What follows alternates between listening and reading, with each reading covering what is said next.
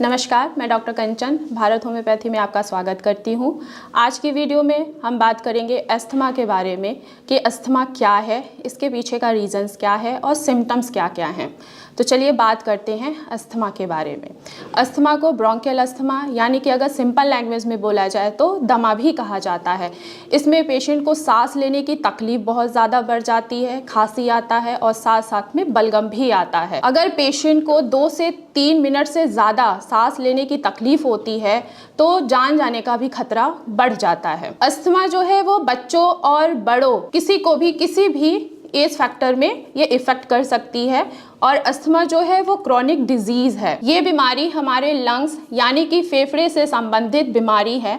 इस बीमारी में लंग्स के एयर सैक उनमें स्वेलिंग आ जाती है यानी कि सूजन आ जाती है। सूजन आने के वजह से जो लंग्स के एयरवेज हैं उनमें ऑक्सीजन को कैरी करना मुश्किल हो जाता है, जिसके वजह से एयरवेज नैरो हो जाता है। नैरो होने के वजह से वहाँ पे म्यूकस का प्रोडक्शन होता है और पेशेंट को सांस लेने की तकलीफ बढ़ जाती है, खांसी आता है और सीने से घड़ घड़ की भी आवाज़ आती है। अस्थमा के अटैक से नॉर्मल ब्रीदिंग की फंक्शनिंग पे भी असर पड़ता है। आपके लंग्स में इन 3 टाइप के रीजंस के वजह से आपकी प्रॉब्लम बढ़ सकती है। अगर देखा जाए तो पहला रीजंस है जब आपके लंग्स यानी कि फेफड़े के एयरवेज के चारों तरफ की मसल्स अगर थिक या टाइट हो जाती हैं तो उस कंडीशन में एयरवेज प्रॉपर ऑक्सीजन को कैरी नहीं कर पाता है। इस कंडीशन को ब्रोंकियल स्पाज्म कहा जाता है। दूसरा अगर देखा जाए तो एयरवेज की लाइनिंग में स्वेलिंग आ जाने के वजह से ऑक्सीजन प्रॉपर तरीके से कैरी नहीं कर पाता है एयरवेज, उसके वजह से इन्फ्लेमेशन जो वो बढ़ जाती है। अगर तीसरा रीज़न देखा जाए तो हमारी बॉडी में म्यूकस का प्रोडक्शन होना स्टार्ट हो जाता है और जो म्यूकस प्रोड्यूस होता है वो बहुत ज़्यादा ही थिक होता है।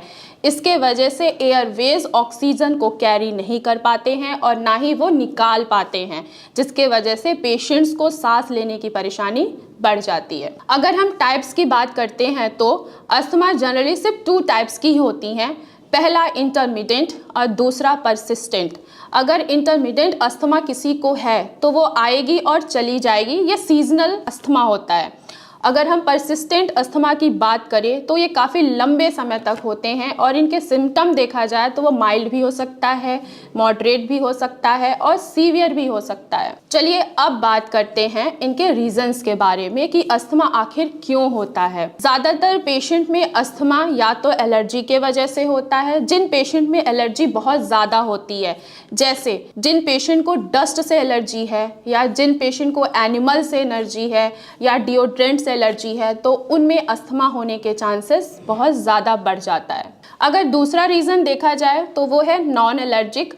इस कंडीशन में क्या होता है कि इसमें हम आउटसाइड फैक्टर्स देखते हैं, इलनेस हो गया, वेदर चेंजेस हो गया या एक्सरसाइज हो गया, तो इसके वजह से हमारे एयरवेज में इन्फ्लेमेशन बढ़ जाती है। अगर हम तीसरा रीज़न देखें तो वो है जेनेटिक। अगर किसी की फैमिली की हिस्ट्री ही अस्थमा से चली आ रही है तो उनके बच्चों में भी अस्थमा होने के चांसेस बढ़ जाता है। अस्थमा बच्चों में जन्म के साथ ही या जन्म के बाद भी हो सकता है या किसी भी ग्रुप एज के फैक्टर को भी ये इफेक्ट कर सकता है। अगर हम अस्थमा के सिम्टम्स की बात करें तो इसमें ज़्यादातर खांसी होती है। खांसी में बलगम आता है। बलगम का कलर जो होगा या तो वो येलोइश कलर का होगा यानी कि पीले कलर का होगा या सफ़ेद कलर का भी हो सकता है। पेशेंट को सबसे ज़्यादा सांस लेने की तकलीफ़ होती है। जो उनकी सांस लेने की जो तकलीफ़ होती है वो ज़्यादातर रात के टाइम पे ही एग्रावेट कर जाती है या ड्यूरिंग एक्सरसाइज के टाइम पे एग्रावेट कर जाती है। सीने में बहुत ज़्यादा जकड़न महसूस होती है, छाती से घड़ घड़ की आवाज़ आती है। जैसे कि अभी मैंने आपको बताया अस्थमा के 2 टाइप्स, इंटरमिटेंट और परसिस्टेंट। अगर स्टार्टिंग स्टेज है जो कि अस्थमा आता है और चला जाता है तो वो ठीक है, उसको बहुत जल्दी क्योर किया जा सकता है। अगर परसिस्टेंट अस्थमा है जिसमें लंबे समय से सिम्टम्स आ रहे हैं, वो सीवियर भी हो सकते हैं, मॉडरेट भी हो सकते हैं। अगर आप इनको नज़रअंदाज करेंगे तो आपकी प्रॉब्लम बढ़ सकती है और इसको क्योर करने में बहुत ही ज़्यादा लंबा समय लग सकता है।